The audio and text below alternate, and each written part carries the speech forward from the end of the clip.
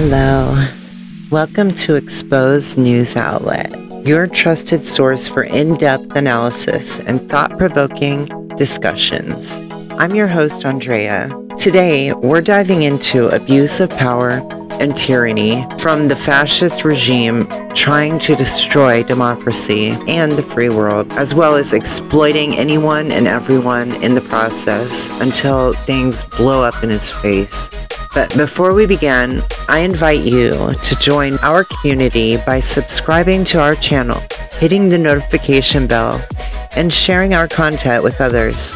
Your support enables us to continue delivering high-quality content that sparks meaningful conversations, support independent journalism, and advocacy for civil rights. In a world dominated by corporate media and billionaires, it's becoming increasingly difficult to get unbiased facts. That's why I'm dedicated to creating an independent news media outlet that prioritizes stories that matter most. I will link my GoFundMe for those whom are able to help out. I appreciate it. Otherwise, if you could at least subscribe to my channel, like my videos that speak to you, and share on your page, it really helps out a lot, and thank you. Now, without further ado, let's get to the video. My fellow Americans, we stand at the precipice of a crisis that threatens the very fabric of our democracy. The regime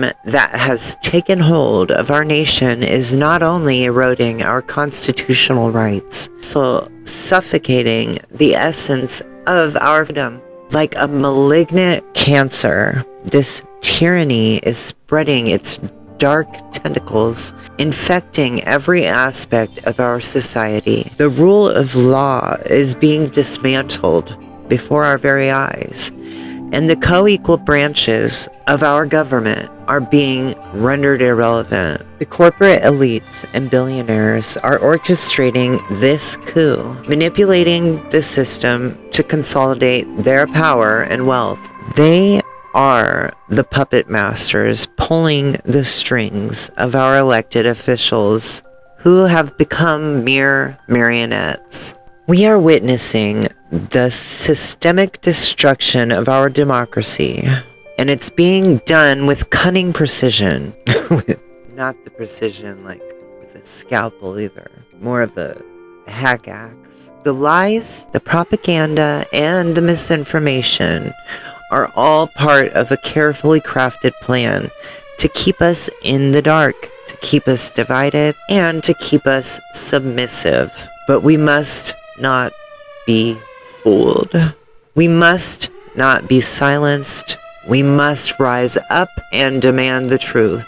We must demand justice. We must demand restoration of our democracy. The future of our nation hangs in the balance. Our children's future, our grandchildren's future, it's all at stake. We cannot afford to be complacent. We cannot afford to be silent. So let us raise our voices, my fellow Americans. Let us raise our voices against this tyranny. Let us raise our voices for freedom, for justice, and for the restoration of our democracy. We owe it to ourselves. We owe it to our children, and we owe it to the generations that came before us. We must act now, before it's too late.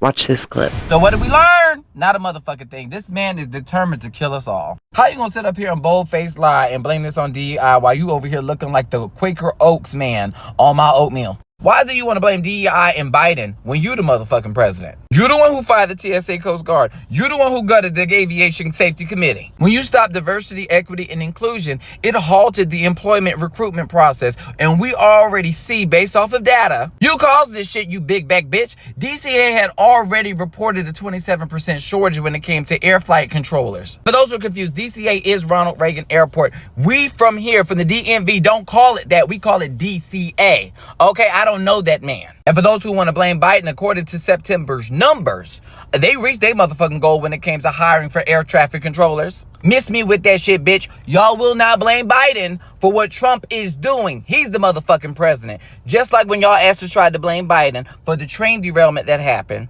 but it was actually Trump who rolled back the administration regulations. So again, what the fuck did we learn? Not a motherfucking thing. Y'all know that Donald Trump can't handle shit. He couldn't even handle motherfucking COVID. Okay? We lost damn near 1 million motherfuckers under this motherfucker. You put us at harm's risk by voting for this fat bitch. And I ain't trying to be fat phobic, but his fat ass does need Ozempic. Talking about somebody isn't physically fucking fit. Get on a treadmill, bitch. Then throughout the day yesterday, Donald Trump with his bruised hand was posting just weird crap like this, like photos of himself with Elon Musk and articles from like right-wing propaganda rags like the Daily Caller saying Trump's first month of shock and awe has delivered lightning. What it's delivered is low approval ratings for Donald Trump and MAGA Republicans who are just getting obliterated and pummeled in polling. I think Democrats, it's up by 13-14% in generic polls. If a congressional election was to be held, Trump's approval is plummeting. Elon Musk's approval is literally in Doge toilet bowls at this point. People are pissed. They're taking away Medicaid. They're making all of these cuts to important government programs that people rely on. Elon Musk and his crew of 19 to 25-year-olds are taking your data, your medical records, your social security information, your tax records, medical files. What the hell's going on? And by the way, here's a tracker. Trump, 35 days in office. As of yesterday, 9 days golfing. And other days he was at the Super Bowl and he was driving around in the NASCAR track at the Daytona 500 in his motorcade. So he spent about 25% of his presidency thus far golfing. Oh, and then, by the way, yesterday, because they try to project how big and tough they are. So Trump has his United States attorney from the DOJ. The DOJ's just saying that they're Trump's personal attorney, not the attorneys for the United States of America. Trump's personal attorneys. This is Edward Martin. He's the MAGA United States attorney. This is the guy who's been threatening all of the Democratic Congress members and saying that he's going to, he's criminally investigating them for calling for protests and things. Here's what he goes. He goes, as President Trump's lawyer, we are proud to fight to protect his leadership as our president, and we are vigilant in standing against entities like the Associated Press that refuse to put America first, because they're calling the Gulf of Mexico and not the Gulf of America. I mean, this is a psychopathic, deranged authoritarian regime we have here in the United States. I mean, I shouldn't laugh because these people are doing things that are so dastardly and disgusting, but sometimes they're so cartoonishly villainous that you just have to be if I read this in a Hollywood script, I would be it's not believable. Tone it down a little bit. As we explained on our Midas Touch account, you don't represent Donald Trump. You represent the United States. This statement is fundamentally anti-American. And not only is this statement absurd and wrong, but it's also grammatically correct. You don't know how to spell Trump's. But in the press room where they're banning the Associated Press right now, this is from the official White House account. It says victory. They're declaring victory.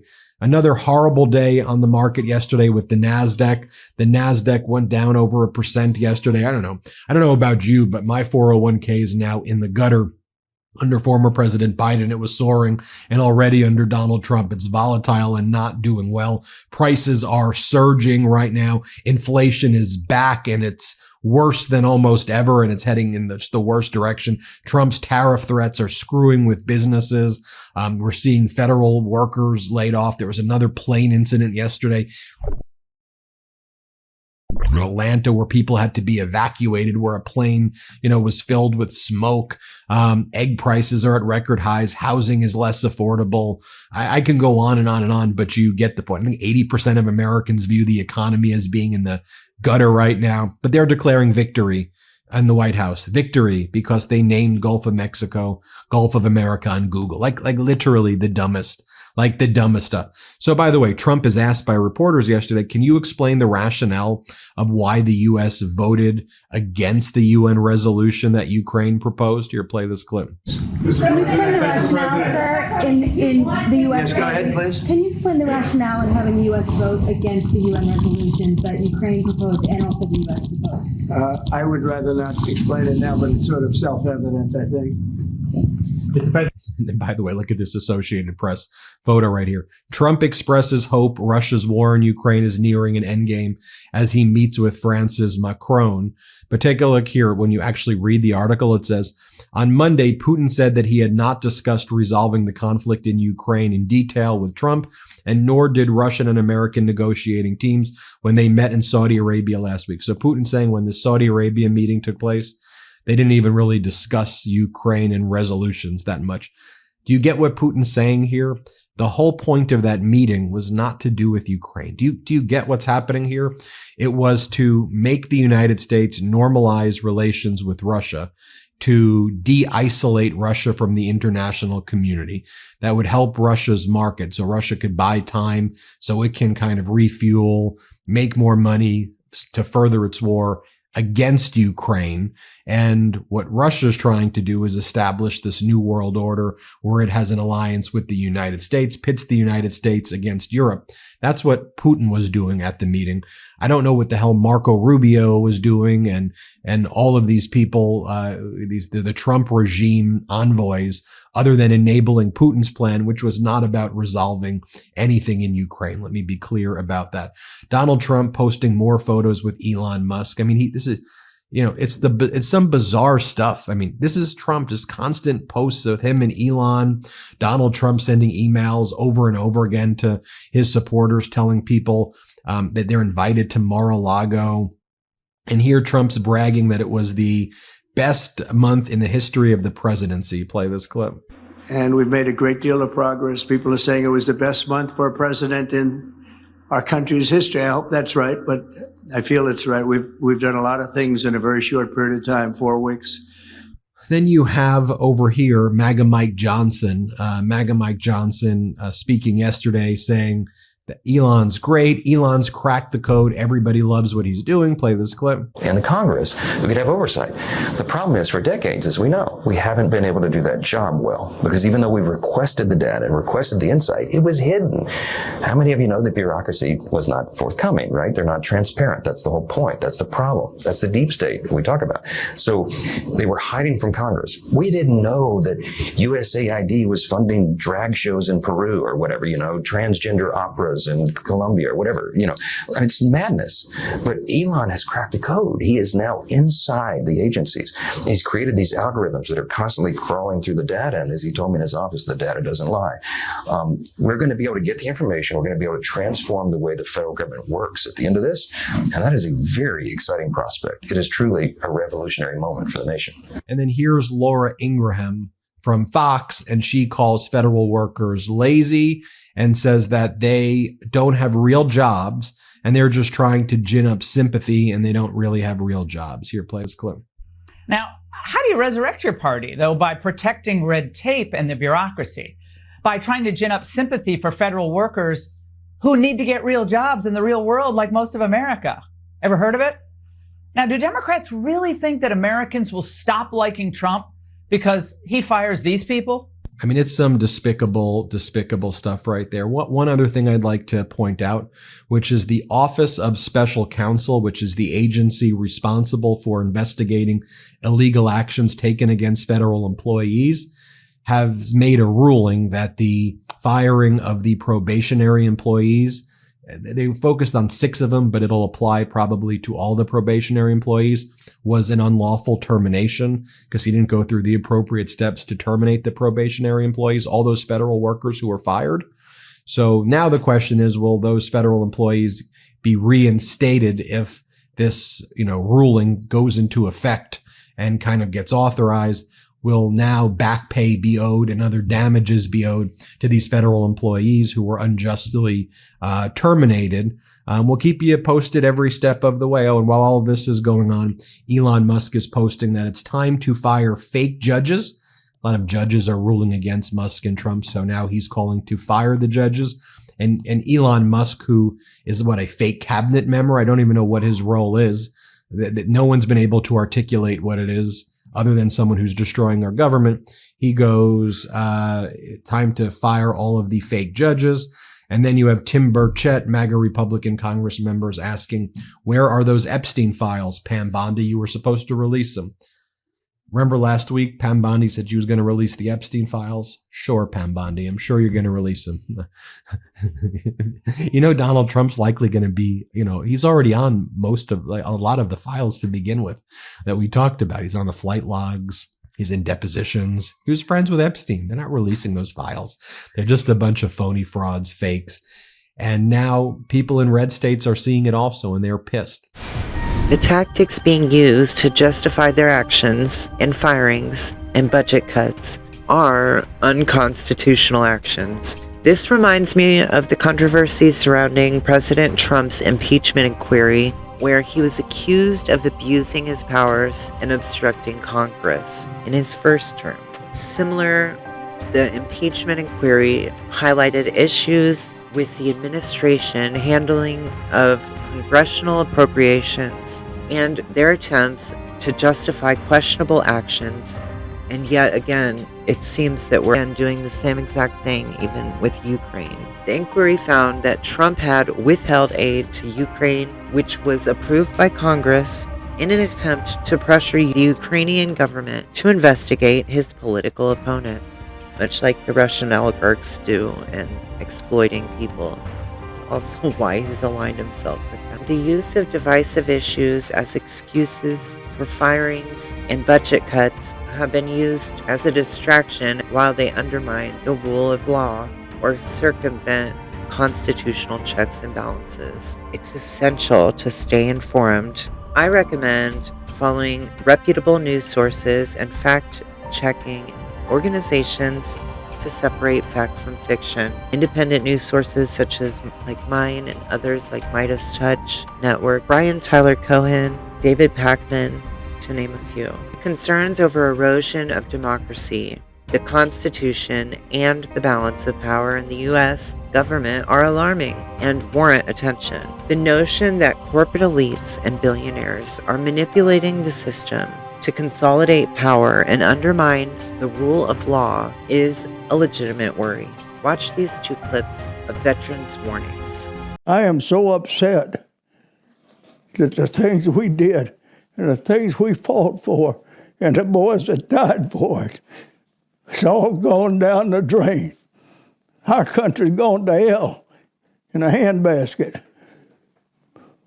We haven't got the country we had when I was raised. Not at all. Nobody will have the fun I had. Nobody will have the opportunity I had. It's just not the same. And that's not what our boys, that's not what they died for. It's just not it. Just takes me time to get over it. Because why me sitting here like this? We don't take an oath to a tribe. We don't take an oath to a religion. We don't take an oath to a king or a queen or to a tyrant or a dictator. And we don't take an oath to a wannabe dictator. We don't take an oath to an individual. We take an oath to the Constitution, and we take an oath to the idea that it's America, and we're willing to die to protect it. Every soldier, sailor, airman, Marine, Guardian, and Coast Guardsman, each of us commits our very life to protect and defend that document, regardless of personal price. Career federal employees have been receiving threatening emails, creating a climate of fear and uncertainty. These emails, often taunting and cruel, have led to heightened anxiety and stress among employees.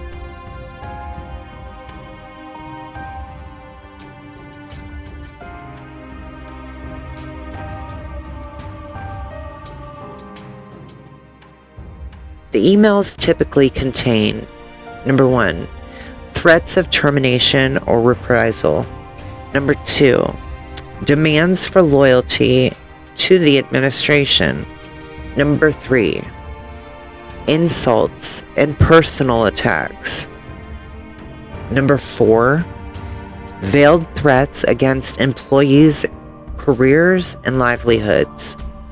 These emails are not only unprofessional, but also undermine the morale and dedication of career federal employees and civil servants. The constant threat of termination or reprisal creates a toxic work environment, making it challenging for employees to perform their duties effectively. It also creates unnecessary trauma and mental health. Furthermore, Elon's instruction to email confidential information over insecure channels is reckless and irresponsible. This not only compromises national security, but also puts sensitive information at risk of being intercepted or leaked. Don't you remember? Didn't they for years? They're still talking about Hillary Clinton's emails, and they have the audacity to do this shit, this bullshit. Unbelievable. The cumulative effect of these emails and threats is devastating. Career federal employees are being intimidated, bullied, and forced to operate in a culture of fear. This is unacceptable and demands immediate attention from lawmakers and administration officials. Watch this clip of Katie Tur from MSNBC. Tell me what you did last week or get fired. No, don't do that. Yes, do that. If you don't, then you're fired or semi-fired. But wait, it was all just a test and you failed. So here's one last. Tell me what you did last week. No, don't do that. Are you confused? Because I am. I was confused trying to write that today, trying to make sense of the back and forth. And I'm trying to make sense of this from the outside. Imagine if you were on the inside. Imagine if you were a federal worker trying to figure out who exactly to listen to right now. Is it Elon Musk? Is it Marco Rubio? Is it Kash Patel? Is it HR? Donald Trump? It beats me. And now to add to the confusion, there's a mass resignation, except this time it's Doge staffers who are collectively calling it quits. 21 of them signing on to a letter that says Doge is putting the country in danger, saying, quote, "We will not use our skills as technologists to compromise core government systems, jeopardize American sensitive data, or dismantle critical public services. We will not lend our expertise to carry out or legitimize Doge's actions." So what in the world is going on? Joining us now, NBC News White House correspondent Vaughn Hilliard, NBC News Chief Capitol Hill correspondent Ryan Nobles, and MSNBC legal correspondent Lisa Rubin. Vaughn, I truly do not understand what is happening right now within the federal government. And if you are a federal worker, who you're supposed to be listening to, whether Donald Trump and Elon Musk are on the same page, and whether Donald Trump is actually secretly saying things behind the scenes to other government heads. Can you make any sense of this? I think that through all of this, it's so important that we take into the context, Katie, the number of government workers, myself, I know you, other colleagues have talked to, that say that there is anger, there is concern, there is consternation and confusion just to do their daily work, and the execution of that work at a time where their friends and colleagues have either been fired, placed on administrative leave, or have been left in limbo, and those that are still existing are trying to figure out whether to reply to an email or not. And in the case of Phil Sussman, he is a 10-year Army veteran who served in one of his tours in northern Syria. I just talked to him a few moments ago. He was working at USAID. He actually moved his family here in Washington, D.C. to work in the Middle East Bureau of USAID on the Syria desk. His family home in Florida, in St. Petersburg, was washed out in a hurricane last year, and he started this job in November. And just last night, late last night, I talked to him just about an hour after he received a termination letter. And I want to read one line to you, Katie, here. In his termination letter, it said very specifically, quote, "I am terminating you on the basis that it is in the best interest of the U.S. government." I asked that Army veteran, Phil Sussman, about what that message meant to him and his message to not only President Trump, but Elon Musk. Take a listen. I think that there are consequences to the things that are happening right now. And we may not feel it now, and most of the country may not even feel it now, but we all will at some point. And I think it's important that we put a face, we put faces on what's happening. These are real American lives being lost right now. This isn't a meme. This isn't a tweet. This is myself and my wife and my 3 children who don't know how we're going to pay the mortgage next month. You know, this is someone that has spent people that I work with that have spent their entire lives dedicated to helping others, sacrificing for others. I worked with an Afghan immigrant. She came over as a child, and her entire life has been about supporting the United States and our mission overseas and helping others. And she's losing her job. We're all losing our job. The people that truly care, like the selfless members, like some of the most selfless members of our society. You know, as selfless as any person I ever worked with in uniform carrying a gun, the people I worked side by side with in USAID, who truly cared, and we're casting them aside, and we're saying that you don't matter. Phil Sussman said it's about more than families like his own or the other thousands of employees, Katie. But he said, for instance, in his position, he worked as effectively a liaison between USAID and the partners on the ground distributing humanitarian aid in Syria. There is now a void because of his termination. It's stories like that here that I think will increasingly rise to the forefront of this conversation as we watch Elon Musk effectively go through and continue this purge of federal workers across the federal government. Hearing from him and hearing that he's going to struggle to pay the mortgage next year, I mean, that is a human face on this. At the same time you hear that, you see Elon Musk running around with a chainsaw and laughing about how they're cutting government workers and claiming that all these folks are corrupt. And you just saw, you know, one of the people that got laid off right there, putting, again, a human face on this, not a meme, as he said. Ryan, you're also getting a lot of blowback for lawmakers, Democrats and Republicans, Democrats who want Democrats to stand up and be louder about this and to fight harder, and Republicans facing voters in town halls who say, I'm sorry, I didn't elect a king. I elected a guy who would be a part of a system of government, and you're the other guy or gal I elected, and you're a part of that system too. What are you doing? Why are you abdicating your responsibility? Has any of that feedback come back into the halls of Capitol Hill? Any changes that you're seeing?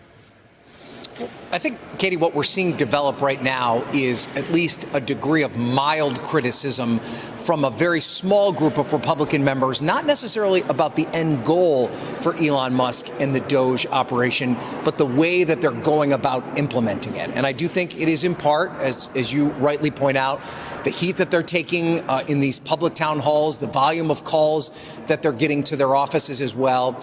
And what we saw play out here today is that you are now, and something that we couldn't find a week ago, 2 weeks ago, a month ago, people willing to criticize the administration's process here, saying that they need to go about trying to execute this goal of reducing the federal workforce with a little bit more dignity, with a little bit more grace. Take a listen to what some of them had to say.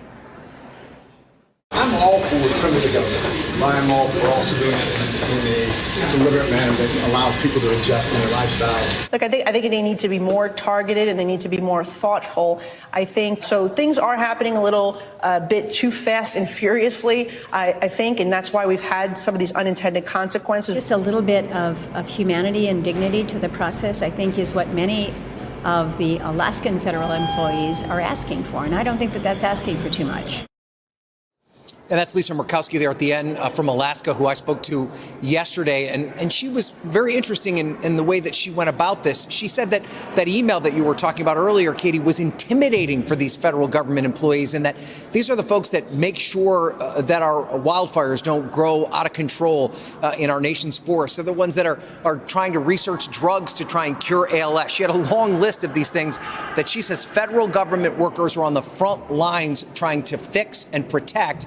And she said the way that they're being treated right now just is unfair. And this is not the way to go about completing this mission of making government more efficient. Yeah, the second lawmaker, they're saying that, I just threw my pen across the table. The second lawmaker there saying that these are unintended consequences. I think that the issue here is that these are the intended consequences. If you're somebody like Elon Musk, they intentionally are not doing this surgically. I keep saying surgically. No, they're just doing this. They're taking a hammer to all of it. They're taking a chainsaw, as Elon Musk was waving around. The other weird thing that I don't have a good answer for is who exactly is running the show here. It appears to be Elon Musk, but The White House won't say it is. And then today, Caroline Leavitt was asked this again by a reporter, and here's what she said. Can you tell us who the administrator of Doge is? Again, I've been asked and answered this question. Elon Musk is overseeing Doge. No, Elon Musk is a special government employee, which I've also been asked and have answered that question as well. There are career officials at Doge. There are political appointees at Doge. I'm not going to reveal the name of that individual from this podium. I'm happy to follow up and provide that to you. But we've been incredibly transparent about the way that Doge is working. They've been incredibly transparent, but they cannot name the individual in charge of Doge, the administrator, from that podium. I'm sorry, Lisa, is this a national security position? Is this person working undercover? Is there a reason why their identity can't be known by the American public? I don't think so. And Katie, you and I both know that every 4 years, the identity of thousands of political appointees is revealed in something called the Plum Book, which gathers up people of that status or designation. The other thing that's really interesting is that not only can the White House not tell the press corps who the administrator of Doge is, but yesterday in a Washington federal courthouse, a DOJ lawyer also couldn't say who the Doge administrator was. Judge Colleen... Couldn't say or wouldn't say? Could not say. Did not have that information at their disposal. They were asked what Mr. Musk's role was with respect to Doge. And the Department of Justice lawyer said, all I can say is he's a close advisor to the president. But when asked and pressed who the administrator of Doge was, the person did not know. And I think that's by design. I think they are making this up in some respects as they go along because they do not want Elon Musk to have to be a defendant to some of these lawsuits. You and I both know, and we've been tracking a variety of different lawsuits against Doge, including with respect to their access to payment system information. That's what this hearing yesterday was about. But if you can't even name the proper defendant, you can't get off the floor. You can't get... Can't there be a lawsuit to get a name? I mean... Yeah, sure. You can name a Doe defendant, for example. You can say Katie Tur versus John Doe number 1. What about Katie Tur versus the Department of Government Efficiency? Sure. But I think what they are trying to do here is sort of obfuscate who is actually running Doge and what Doge is, because in most cases, an agency that has the power that Doge does needs to be run by somebody who is Senate confirmed. And as we all know, that person is not Elon Musk. There's no credible evidence to suggest that Fort Knox has been cleared out. The U.S. bullion depository at Fort Knox is said to hold around 147.3 million ounces of gold, worth approximately $428 billion at current prices. While there have been some conspiracy theories circulating about the gold reserves, there's no concrete evidence to support these claims. It's rather interesting. The last time he was in office, he made the same claims as well, too. But they had to go check it. I wouldn't be surprised if they stole while they were in it. But it's also worth noting that the last full audit of the depository was conducted in 1953. And since then, only routine vault seal checks have been performed. This lack of transparency has fueled speculation and conspiracy theories. It's essential to stay informed, critically evaluate information, and engage in constructive dialogue to promote transparency, accountability, and the well-being of all individuals. Timothy Snyder, a Yale professor, has been vocal about the dangers of tyranny and the erosion of democracy. His book, On Tyranny, 20 Lessons from the 20th Century, provides a comprehensive guide on how to resist and survive in a growing climate of authoritarianism. Snyder's warnings can be summarized into 20 key lessons. Do not obey in advance. Refuse to follow unjust laws or orders. Defend institutions.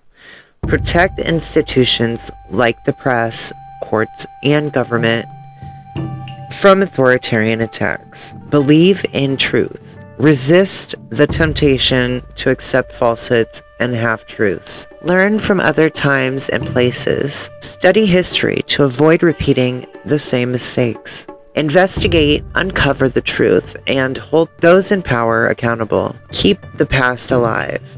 Remember and learn from historical events. Appeal to the future. Inspire others to take action against tyranny.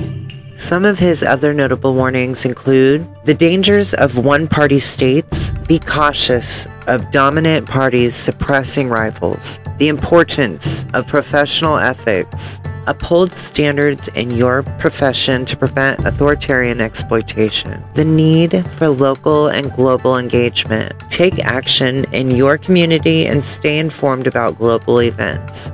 Snyder's work serves as a call to arms, urging readers to be vigilant and proactive in defending democracy and resisting tyranny.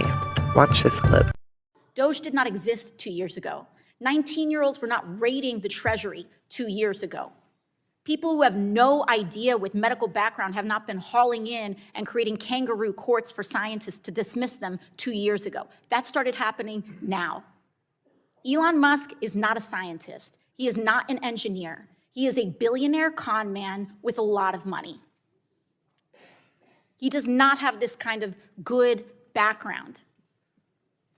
And in fact, while there's some disruption over that, I sincerely ask you all to examine what expertise he has in approving medical devices, in biomedical engineering devices. And if you all think that he is an expert in that, I've got a bridge to nowhere to sell you. These are people's lives that are on the line, and we cannot laugh them away. Genuinely, please, I am asking you to please support this amendment for the people who have medical devices stuck in their body. Fox is freaking out. Their hosts are losing it. They know that people are pissed.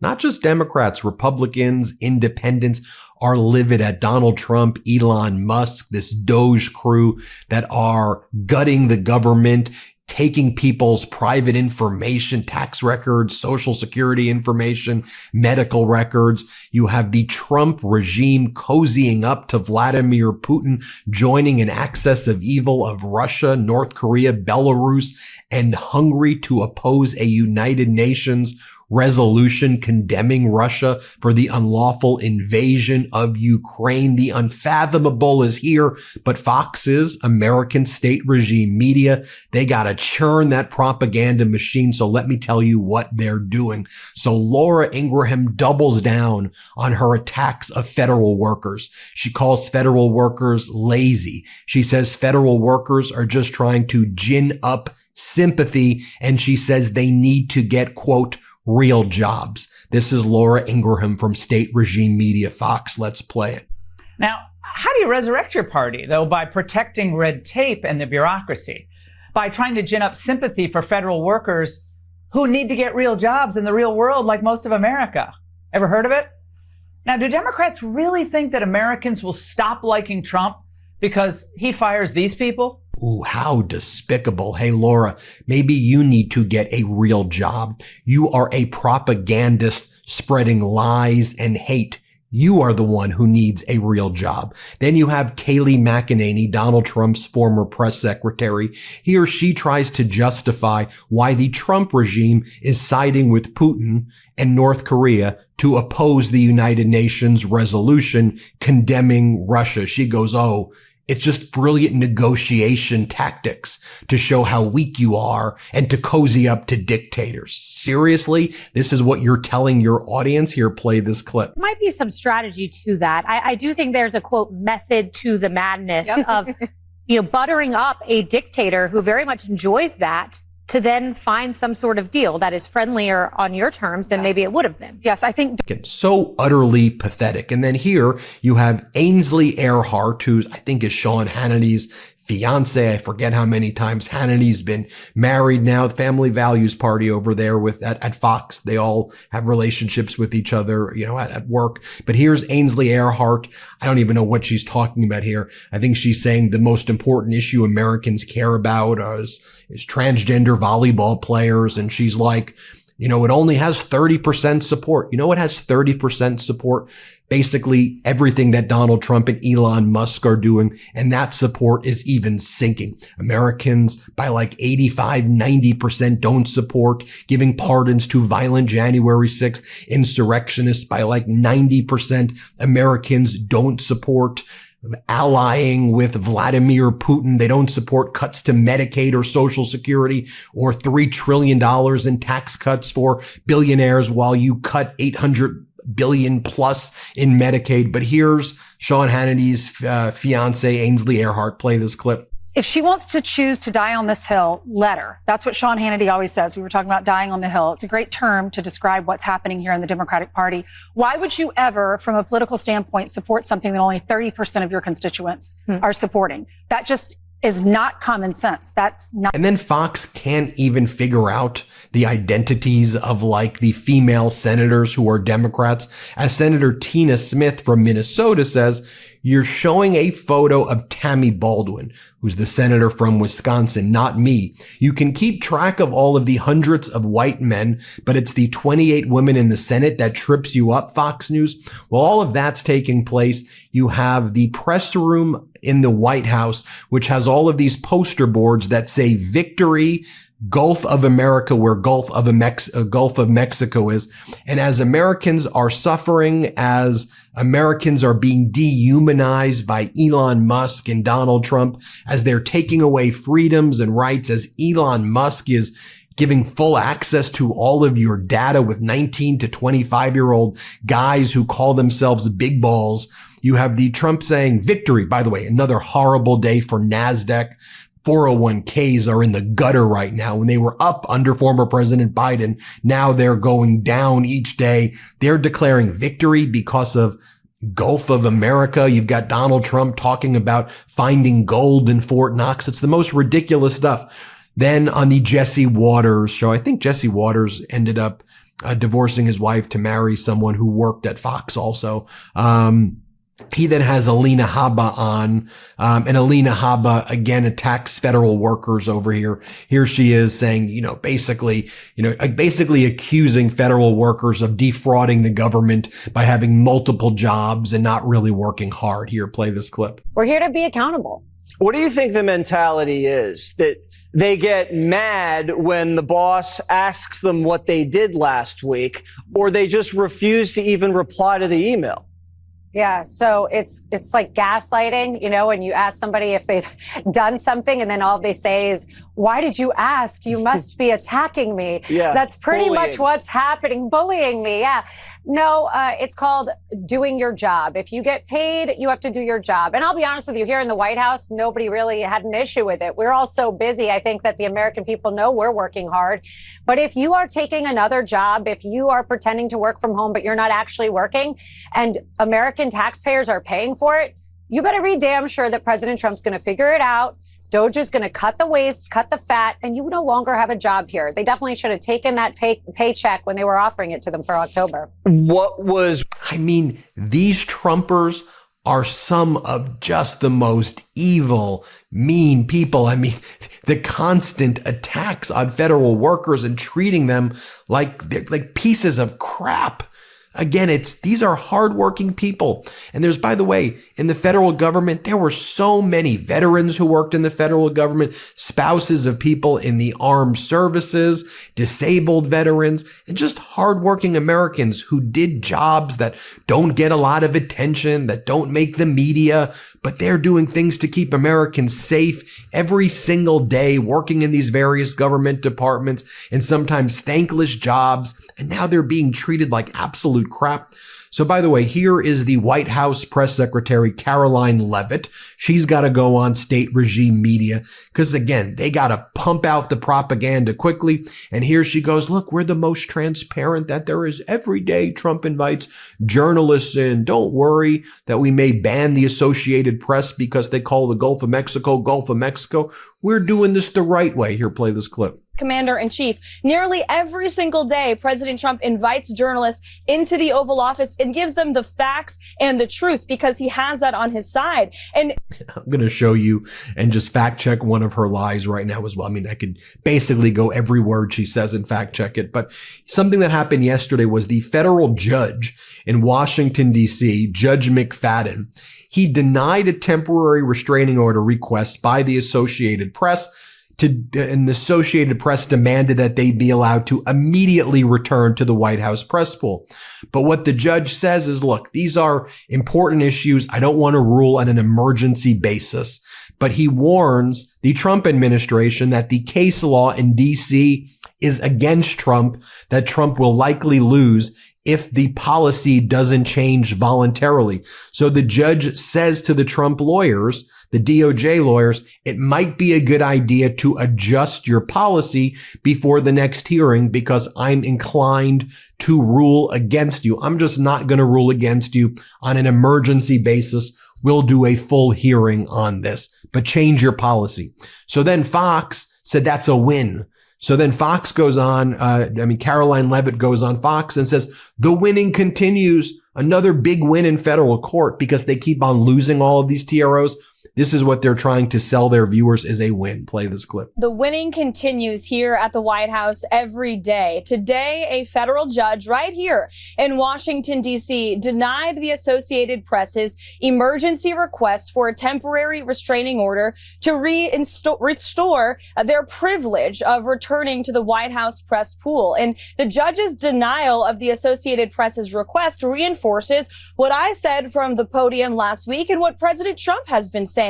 Covering the American presidency in the most intimate and limited spaces in this White House, in the Oval Office, on the Air Force One, is a privilege. It is not a legal right. And we want all voices to have that opportunity. And that's why we've expanded the James S. Brady briefing room to invite truly legitimate, independent journalists, podcasters, and other media types into that room to cover this president with honesty and accuracy and with real mindfulness of what the American people actually care about.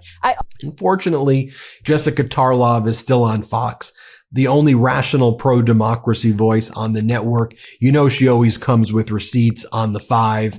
Here, watch her over here. Then explain how people are parading around these massive numbers, and the numbers are actually a lot smaller. And when what really matters in all of this, and the Democrats are hammering it, is that in the bill that the Republicans are putting forward, there will be $880 billion cut to Medicaid. And you see Republicans all over the country. And no, Jesse, these are not plants that are showing up at their town halls. I never said that. But you were thinking that. Okay, so I headed you off. They were actually people who worked at the CDC in Rich McCormick's district. Democrats. But people are showing up in Oklahoma, in Arkansas, Democrats. Pennsylvania, Missouri, Wisconsin, and they're saying what's going on at Doge is unacceptable. And are you kidding me with these Medicaid cuts? Now you guys listen to the voters. Trillions dollars. It's like the first time you listen to the voters, Jessica. We are trying. So is Jessica saying that we're not cutting enough? That's the argument? I think what she's saying is that we should really just cut like maybe double it. Now back to Caroline Leavitt, Trump's chief propagandist, who they call his press secretary. Here's what she says about the Keystone Pipeline. Play this clip. He is inviting them back. We want the Keystone XL pipeline built. He wants a pipeline built in the Northeast, in New England, where I am from, where we have some of the highest electricity and utility rates in the country. This is a president who is constantly thinking about how he can help the American people. And folks, America was energy independent under former President Biden. You know, drill, baby, drill. There was more drilling under former President Biden than under Donald Trump by significant amounts. America was energy independent, the most drilling ever. And we cared about climate change under former President Biden as well. And we're building all of these green projects that were giving jobs in red states. But now, you know, MAGA's got to talk about, oh, we're going to search for gold in Fort Knox and we're going to be doing this and all their slogans. That's just a bunch of BS. Speaking of which, here's Alina Habba one more time, and here she again attacks federal workers. Let's play it. No games. We are all together working hard, and I have heard it. Look, you have people crying, people protesting. If you're wasting American taxpayer dollars to sit outside and hold a beer can or complain about Elon Musk, I have a question for you. What are you actually doing for your constituents, the people that voted for you in? Because you're not serving America. So all of that, all the woke stuff, the DEI stuff, the woman that you just showed that got 20 million, there won't be any of that in this administration. It's just not tolerated. All right, well. Finally, I want to share this clip with you. It's not Fox, but it's on CNN.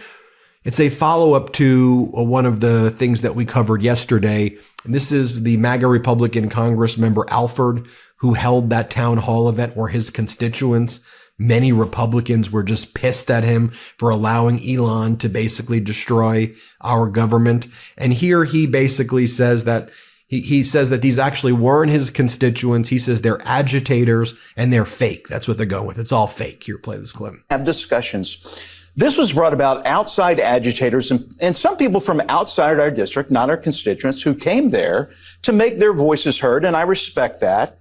They have every right to be there. We did not prohibit them, even though they did not live in our district. But I really wanted to hear from our constituents. That's who sent me to Congress, and that's who I owe really my service to.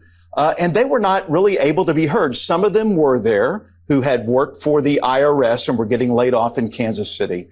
And I really wanted to hear their concerns, and let's work together about how can we find you the next job. There are thousands of jobs, 150, 175,000 jobs right now available in Missouri. You say outside agitators. Are you saying that none of them were your constituents that were there? No. Some were.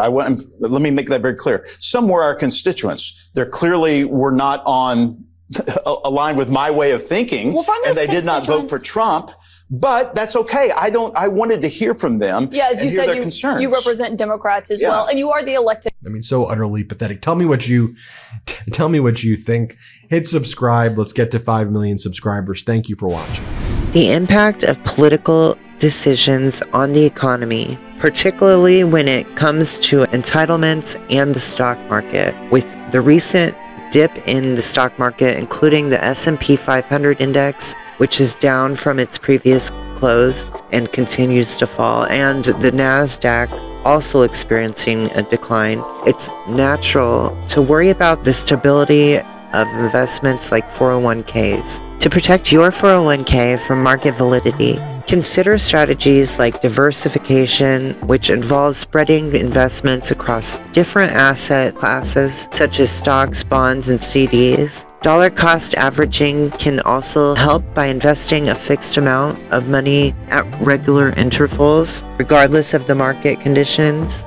Additionally, index funds that track a specific market index like the S&P 500 can provide a stable long-term investment option. It's essential to stay informed and adapt your investment strategy as needed. Consulting with a financial advisor can provide personalized guidance. Remember, it's crucial to separate emotions from investment decisions and focus on long-term growth. Mike Johnson's plans for cuts have been in the works for a while. It's concerning that he's using the threat of bankruptcy to justify these actions. However, experts and even Elon Musk have disputed this claim, suggesting it's more about pushing a specific agenda rather than a genuine financial concern.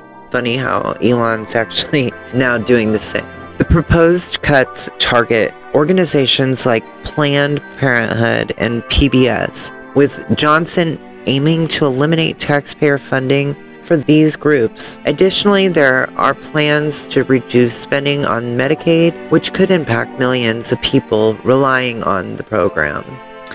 It's crucial to consider the motivations behind these cuts. Rather than addressing genuine financial issues, they seem to be driven by the desire to advance a white nationalist agenda and benefit billionaire donors. This raises serious concerns about the legality and constitutionality of these actions. Ultimately, it's essential to stay informed and critical of the information being presented. The claim that these cuts are necessary to prevent bankruptcy has been disputed, and it's crucial to consider the potential consequences of these actions on marginalized communities and the country as a whole. It's disturbing to hear Trump's comments about Russian oligarchs, especially considering the allegations of financial ties between Trump and Russia. The fact that he's now proposing a gold card program to allow wealthy foreigners, including Russian oligarchs, to buy their way into the U.S. is raising concerns. This program would essentially sell U.S. citizenship to those who can afford it, with a price tag of $5 million. Critics argue that this would not only undermine the integrity of the U.S. immigration system, but also create opportunities for money laundering and other illicit activities. It's also worth noting that Trump's proposal comes at a time when there are already concerns about the influence of Russian money on U.S. politics. The special counsel investigation has revealed numerous instances of Russian interference in the 2016 election, including the use of shell companies and money laundering to conceal the origins of the funds used to support Trump's campaigns. And this has been a repeated thing, again in 2020 and then 2024 as well. Donald Trump's dealings with Ukraine have been widely criticized as exploitative. A key point of contention is a proposed minerals deal that would give the U.S. access to Ukraine's natural resources, including rare earth minerals, in an alleged agreement that is way higher than actually the minerals that they even have available in Ukraine. Actually, I want to add. This agreement has raised concerns that Ukraine is being taken advantage of, particularly given the country's vulnerable position amidst the ongoing conflict with Russia. One of the most alarming aspects of this deal is the reported requirement for Ukraine to pay over $500 billion in natural minerals. This is a staggering amount considering Ukraine's limited resources. It's unclear how Ukraine would even begin to fulfill this obligation, leading many to question the fairness and viability of the agreement. Moreover, Ukraine's contributions to the global fight for democracy cannot be overstated. The country's soldiers are on the front lines, battling Russian forces and protecting not just their own nation, but also European and global security. It's unconscionable that the U.S. would seek to exploit Ukraine's resources at any time, but especially at a time when the country is sacrificing so much. The international community has taken notice of Trump's actions, with many leaders expressing support for Ukraine and criticizing the U.S.'s president's behavior. The situation remains fluid, with ongoing negotiations and diplomatic efforts aimed at resolving the conflict and addressing the concerns surrounding the minerals deal. Trump's sudden shift in stance on Ukraine and Russia has left many perplexed. Initially, the U.S. provided significant support to Ukraine, but Trump's administration abruptly cut off intelligence sharing and lifted sanctions on Russia on the first day of Japan Bondi being sworn in, I might add. Seems like they have a Russian first agenda, not America first, or certainly not our allies. This reversal has raised concerns that Trump is prioritizing Russian interests over those of long-standing U.S. allies. The move to lift sanctions on Russia was particularly surprising to many. Honestly, I can't say that it was surprising to me, given his constant stance. Given the country's continued aggression in Ukraine, it's just wrong. Recently, the U.S. imposed new sanctions on Russia in response to attacks on Ukraine's power infrastructure. However, many view this as a token gesture rather than a genuine attempt to hold Russia accountable. Critics argue that Trump's actions are a clear example of him doing Putin's bidding while being praised by Russian oligarchs. This has led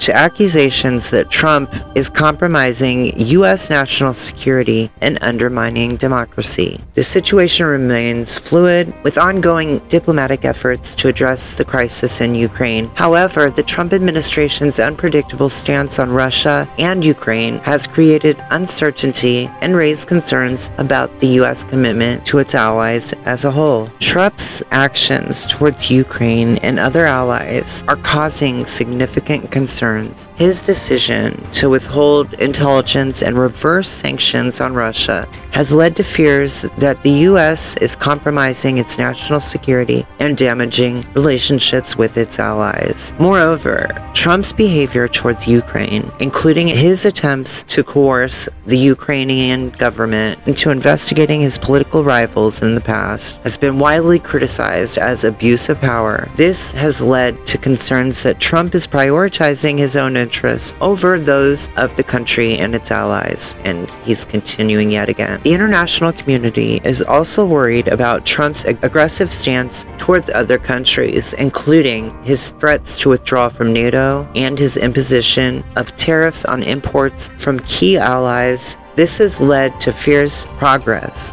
that Trump is trying to dismantle the international order and create a more fragmented and unstable world. Many experts believe that Trump's actions are driven by a desire to consolidate power and create a more authoritarian style of government and world dominance. This has led to concerns that Trump poses a significant threat to democracy and global stability, and a safety risk to us, as other countries have even made it clear, such as China, that they're ready to go, forget a trade war, they're ready to go into battle. Overall, it's clear that Trump's actions are causing significant concerns, both at home and abroad. His behavior towards Ukraine and other allies has been widely criticized, and many experts believe that he poses a significant threat to global stability and democracy. Ultimately, the American people deserve transparency and accountability from their leaders, not schemes that prioritize the interests of the wealthy elites over those of ordinary citizens. The MAGA movement's true intentions and loyalties are being questioned by many.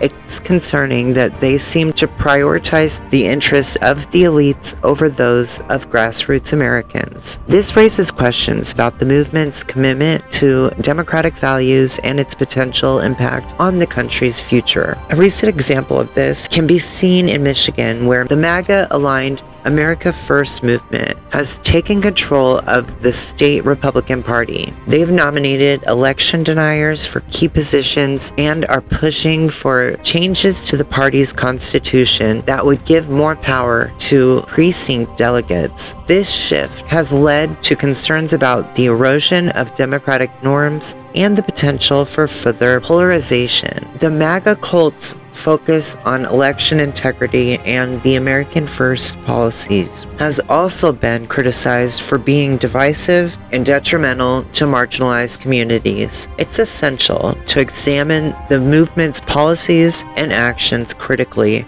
considering the potential consequences for the country and its people.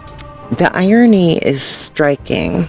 Trump's actions, touted as America First, are actually hurting the American people and hindering progress. Take, for instance, his recent decision to axe Chevron's Venezuela oil license, citing lack of electoral forms. This move will not only harm the U.S. energy sector, but also jeopardize the livelihoods of thousands of workers. Moreover, it's a stark contrast to his claims of supporting American businesses and jobs. This is seen multiplied, across the nation 100 times over, sadly, as many people are starting to piece together what's really going on. It's astonishing how Donald Trump and MAGA Republicans are attempting to manipulate public perception by denying the reality of what people are seeing and hearing. This gaslighting effect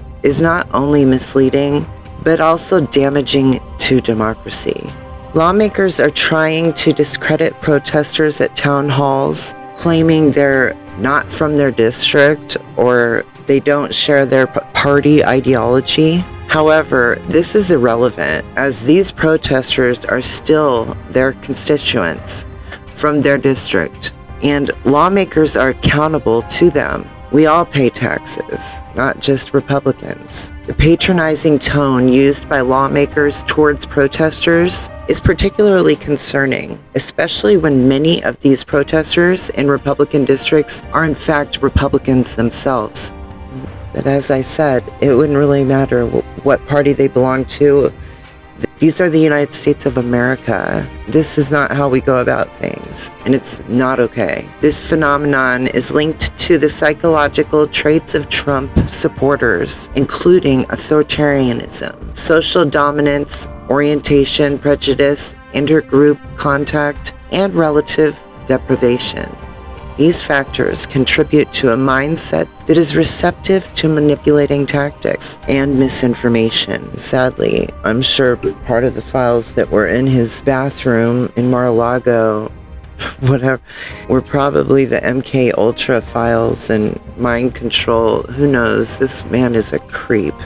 And so is all of his billionaire psychopath, greed-thirsty villains that he's got stacked in his cabinet and funding his campaign and causes. The constant programming on conservative media outlets, which attack individuals dedicated to public service, is perpetuating this harmful narrative. It's essential for Republican voters to recognize this manipulation and stand together with others to promote truth and accountability. Watch this clip.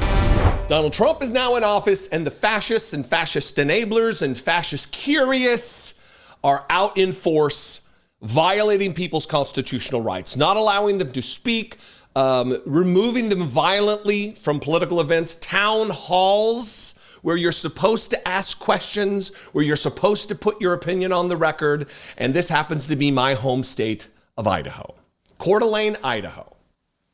And there's a cast of characters I want to show you first before we get into this. I'm going to play this full clip. It's a little over 4 minutes. Every single second of it you need to watch, because this isn't just happening in North Idaho where the white nationalists run amok. This is beginning to happen all over the country.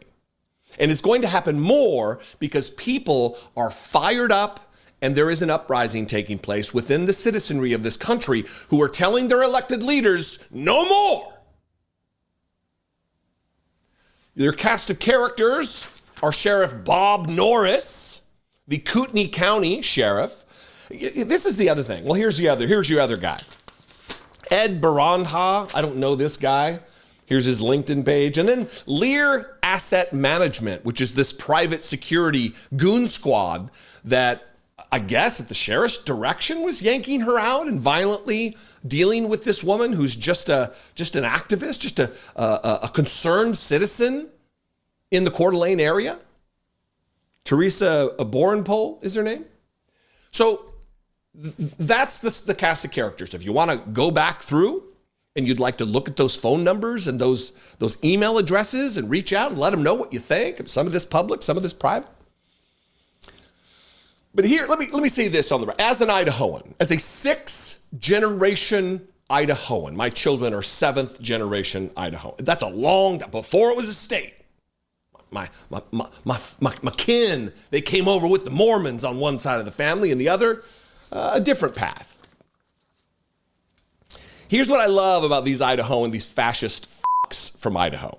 And these are my people, Idahoans. Generally, there's this anti-California attitude. Don't Californicate my Idaho, or whatever these hillbilly bumper stickers that you see everywhere. They don't like Californians coming to Idaho because they don't want that liberal idea to take root in Idaho. But when it's these fascist pukes who disregard their oath to the Constitution, they're all over it. Bob Norris, not an Idahoan. He was an LA cop at the LAPD for years, just a fascist jerk-off from day one, from the jump. This Ed Barandha guy, Baranarana, whatever his name is, also Californian. This Lear Asset Management, also California company. 707 is like a Santa Rosa area code. All of these people are transplants to Idaho. They don't like California. They want to bring their hate and their bigotry and their division and their book bans and their COVID conspiracies to Idaho. That's what they want.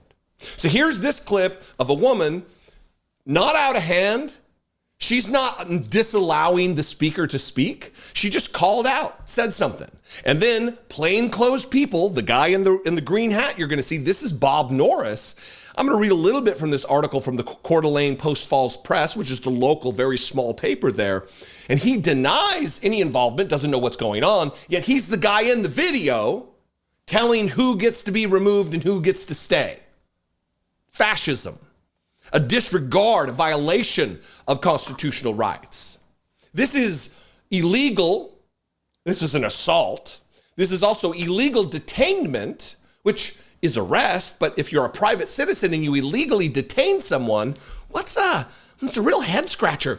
What's another word for that? Is it kidnapping? Watch this. And I hope that it fuels in you a fire of resistance, because this is going to be taking place all over the country. Watch this. Women are dying. Ever since the Roe versus Wade, so doctors are protected against having to be forced to do abortions. All right, hold on one moment here. Okay, again, you folks who are just popping off with stupid remarks, you're not taking into account the people sitting next to you. There's a bunch of people that came here to hear them. There's an opportunity for you to sound off, but not right now. And because you're not smart enough to know that, you're just crazy people. And what we're doing right now is just pausing while we ask. Get them out. If you can't be civil, get out.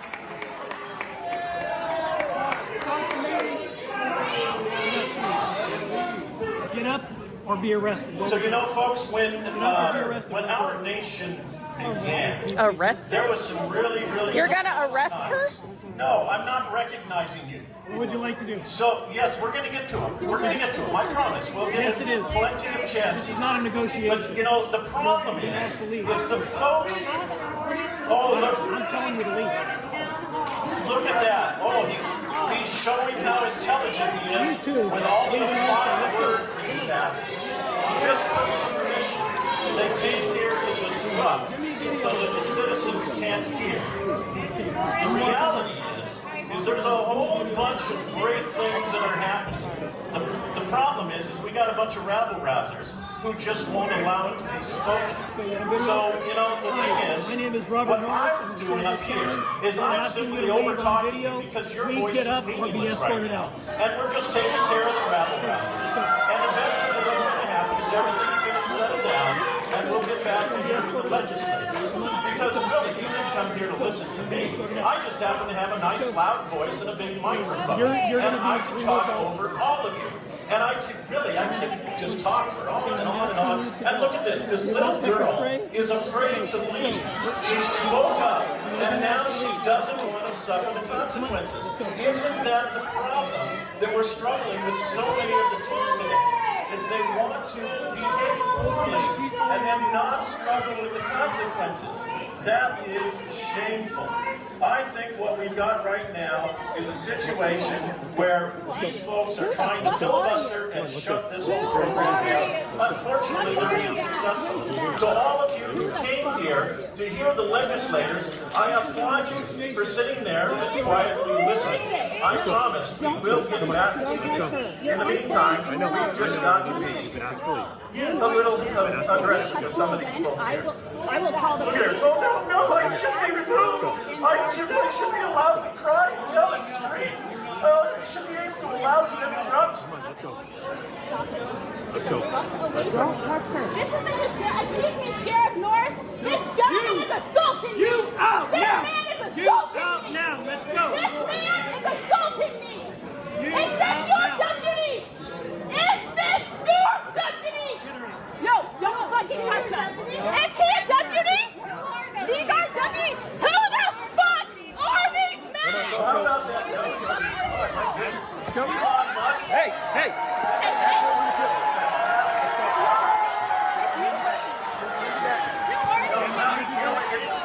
sad that we have some 150-year-old Social Security recipients. We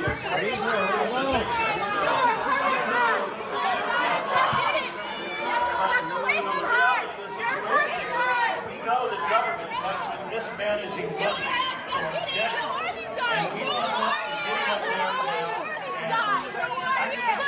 What are these guys? Who are these guys? Show your badge! Who the fuck are Just you? cooperate, it'll be 100 times better. Yeah, that's what they say to rape victims, you fucking piece of shit. You refuse to identify yourselves. Who are you? Who are you? To come here today, and I applaud them for doing so. Thank you for coming. But the problem is this. They didn't come here to listen. They came here to interrupt. So I'm going to link to this article in the description. I would advise that you read it from the Coeur d'Alene Post Falls Press. This is just pointing to the fact that Sheriff Bob Norris is a liar. That he acts as though I don't know who those guys were, but he's directing people to affect this, what could be considered a kidnapping in broad daylight, unnamed, unmarked, plainclothes individuals who are not police, who are not duly elected and appointed through the process of our democracy. No, just goons, just jackbooted fascist fucks violating people's constitutional rights left and right under the watchful gaze of the president. He's not the president. He worships the president, of the sheriff. Here's the headline. Update on town hall chaos. Woman who was dragged out speaks. Police chief condemns security. Name of security firm confirmed. The sheriff is not the police chief. The police chief of Coeur d'Alene has disavowed this. Has said this is unconstitutional. There are very serious First Amendment issues here. Here's what the sheriff said, though. Though the company that provided security for the event has been identified, town hall organizers and Kootenai County Sheriff Bob Norris have claimed no knowledge of the security personnel who hired them. So when you are directing people, Bob Norris, to affect the kidnapping, you saw random men standing around you and then ordered them to violate someone's rights? Is that what you're saying here? That's pretty interesting. Coeur d'Alene Police Chief Lee White confirmed Sunday that the men who dragged Teresa Borenpaul from the meeting worked for the private security firm Lear Asset Management. Reached by phone on Saturday and Sunday, the firm's owner, Hayden resident, Hayden, Idaho, Paul Truitt, declined to comment. Another Californian living in Idaho, but you don't hear them like, we don't want these Californians here. Not if they agree with the fascism and the takeover of the makeup of Coeur d'Alene, Idaho. By the way, this is where Aryan Nations was. Hayden Lake, Idaho, is where Aryan Nations used to be, right here in this troubling area. This is very close to where I grew up. As the town hall got underway and legislators made their remarks, Borenpaul said the audience cheered and jeered at turns. Quote, nobody was telling people cheering to stop cheering, but at any time there was a negative reaction, we were scolded, she said. I felt comfortable expressing displeasure because people were very openly expressing their appreciation for the legislators there. And then did you hear the quote, and we'll play it again here, the quote from the dipshit. He says, look at this.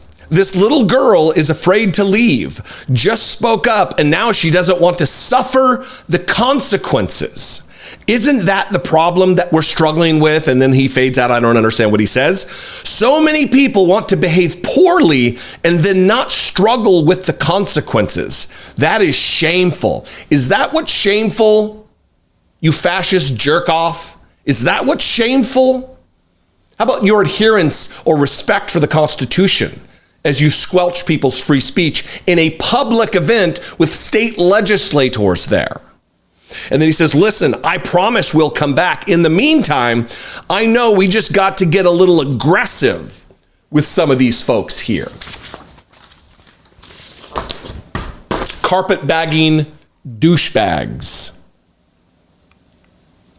Fascistizing the state of Idaho. Look, I already know Idaho's politics are very problematic, but it's made worse when these people feel emboldened by the election of Donald Trump and emboldened by they think they're moving into the fascist utopia that it once was when Aryan Nations was but a few miles away from where they were sitting.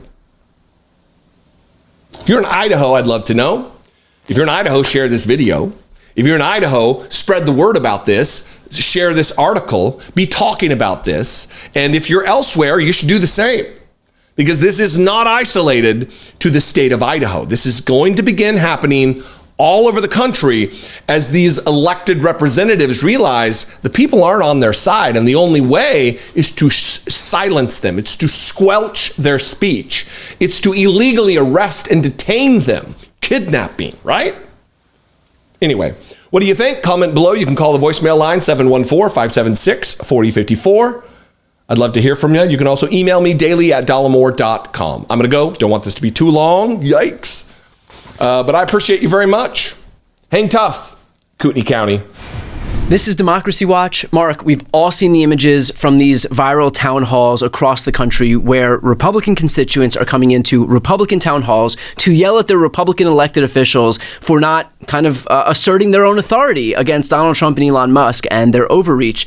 Well, we have news now, and I'll put this right here on the screen, that Republican Party leaders are suggesting that if lawmakers feel the need to hold such events, they do teletown halls or at least vet attendees to avoid scenes that become viral clips, according to Republican sources. And so if they must feel the desire to hold these town halls and to actually face the voters, that they take steps to protect themselves. Can I have your reaction to this in light of what we've seen across the country?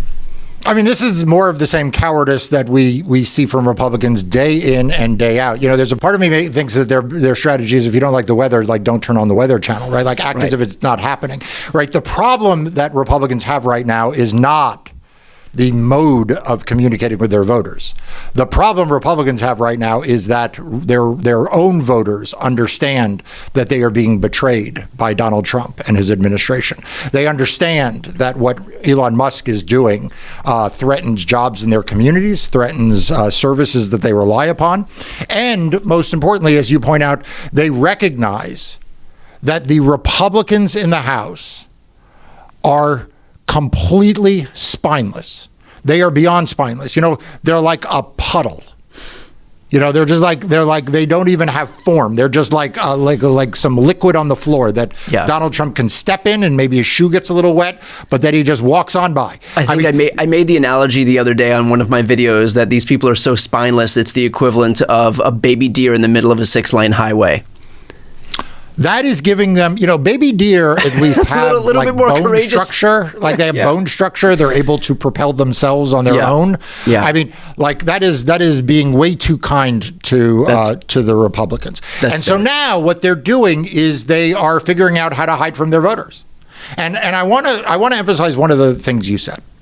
These are not just Republicans in swing districts, right? This is not like Republicans in a, you know, who like Brian Fitzpatrick, who has a very swing district, who is, you know, worried about that. These are Republicans in solidly Republican districts being confronted by Republican voters.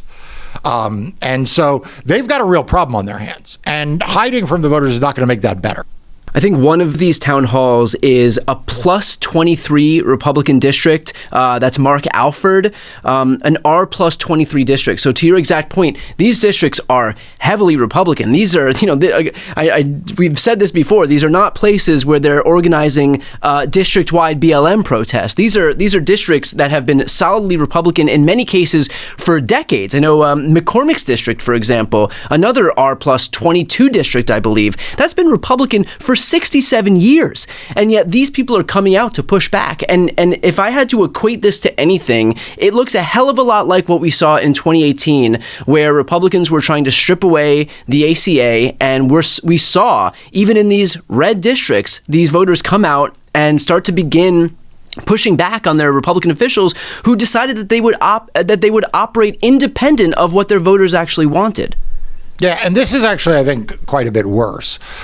First of all, because, you know, we are in the presumably the honeymoon period of the Trump administration, right? Right. Like, this is the period of time when presidents are usually super popular and their agenda is the most popular thing. Like, this is the give away the goodies part of the program. So are you suggesting that trying to cut Medicaid, which has over 85% support in the United States, is not if it doesn't exactly bode good things for the rest of this? Furthermore, Trump's mass firings of federal employees, including those in critical roles, have raised concerns about the impact on public services and national security.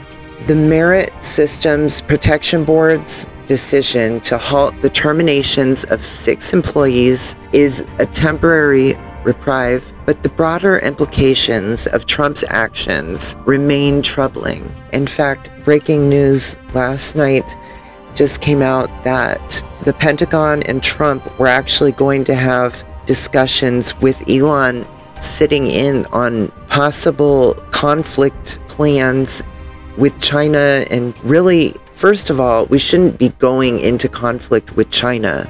And it seems like Trump's intentionally trying to start a war. He's been trying to threaten all these people, including Canada, our allies and neighbors, one of our largest trading partners. But he's been going after Panama, Mexico, anyone that, he's made threats to Iran and a bunch of different, Yemen, they've already attacked there without Congress, approval.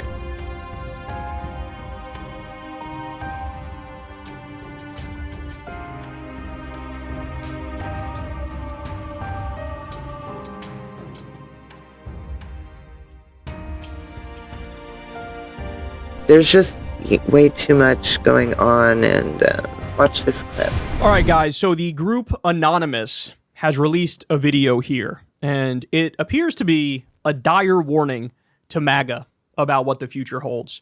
Anonymous is this group of, I guess you call them like ethical hackers, right?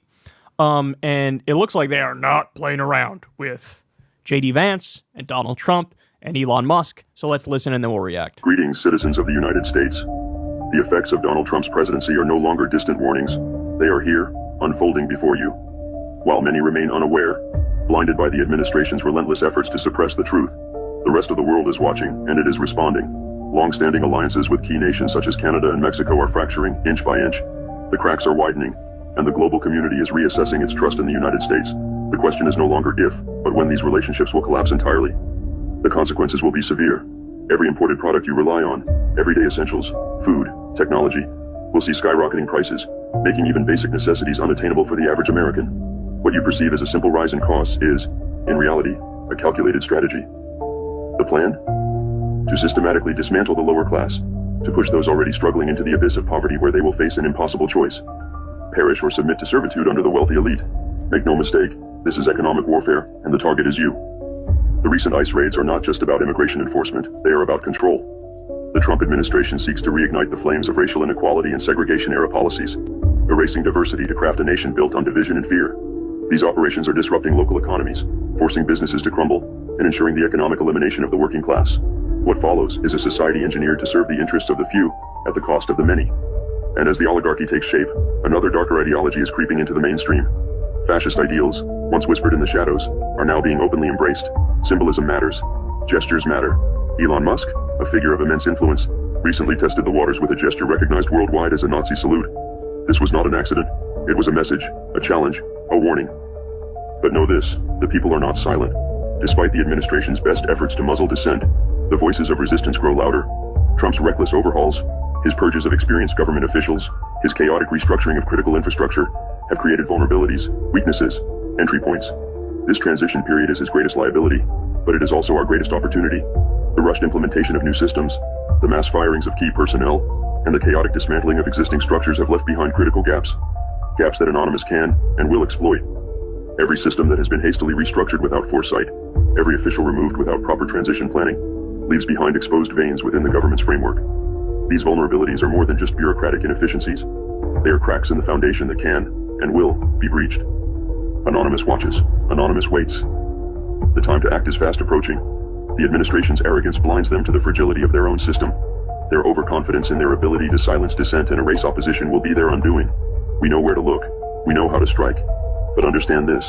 Our intervention, no matter how disruptive, will only be a temporary roadblock unless you, the people, rise. This is your warning. This is your chance. The transition period is fleeting, and once they solidify their grip, your options will vanish. If you fail to act now, the cost of resistance will be far greater in the future. To those in power, think carefully. Your decisions now will determine your future. We are anonymous. We are legion. We do not forgive. We do not forget. Expect us. Damn, bro. Damn. So look, I have no idea, but if I were to guess what they have planned, in the same way that Elon and his little pilled up 19-year-old lackeys are basically waging virtual warfare against us by illegally hacking the treasury and deleting whatever programs they want, I think they're going to counter that. And they're going to wage virtual warfare against Elon. They're going to wage virtual warfare against these pilled up sycophants of Elon, the 20-somethings who are coders. And basically, they're not going to take it sitting down, right? They're going to try to counter the attempt to dismantle the American government by illegally hacking the treasury, illegally hacking all of our government agencies, trying to shut down USAID, trying to shut down the Consumer Financial Protection Bureau and the NLRB. Look, they're Anonymous is they're a worthy foe, man. And I don't know if Elon and his team knows what they're bargaining for. I mean, just the idea, you had these literal kids, 19-year-old, 21-year-old, 23-year-old, like, hacking into our systems. We reported the other day, one of them got into the Department of Energy, which has our nuclear information. What? And the one who did that, by the way, there was reporting on this as well, this guy had been fired from a previous company he worked for because he shared the company's secrets with another company. And now you have zero security clearance. These people should have no right to access classified and top secret information. And they're hacking into these government computers where we have classified and top secret information. He's intentionally trying to start conflicts, despite the fact he claimed to be the man of peace. Yeah, right. The devil's a lie.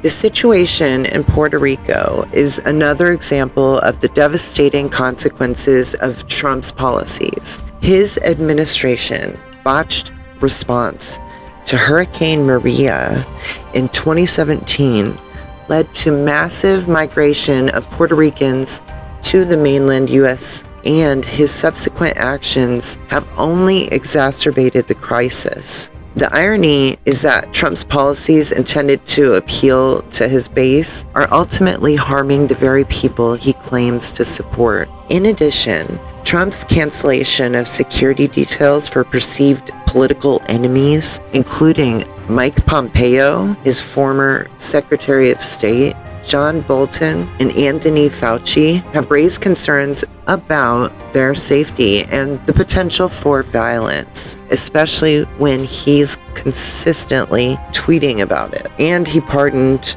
like 1,600 violent insurrectionists, which technically, I mean, there's also, it's in the Constitution about insurrectionists not, being able to take office. This move is not only despicable, but also undermines the principles of democracy and the rule of law. The cumulative effect of Trump's actions is a stark reminder that his policies are not only failing to help the American people, but are also causing irreparable harm to the very people he promised to help. The irony is that Trump's America First slogan has become a cruel joke as his actions prioritize the interest of a select few over the well-being of the nation as a whole. In fact, it's more Russia first, if anything, including Pam Bondi's actions on day one, removing the sanctions and helping. I mean, it's completely, they're not helping us. So. As we conclude today's discussion, remember that knowledge is power. Share this video with someone who needs to hear it, and let's empower each other to create positive change. Don't forget to subscribe to my channel, like and share our content to support our mission of promoting fact-based information. Once again, for those who can help, I will place my GoFundMe link. I still need quite a few items to help expand as well the resources and eventually, hopefully I can get a team. Anyway, drop a purple heart in the comments if you watched all the way through to the end. Let me know your thoughts. And also, we have to come out in numbers. Keep calling your Congress, the Republican Congress, as they're the only ones allowing this to happen, and they're the only ones that can stop it. They need to impeach immediately.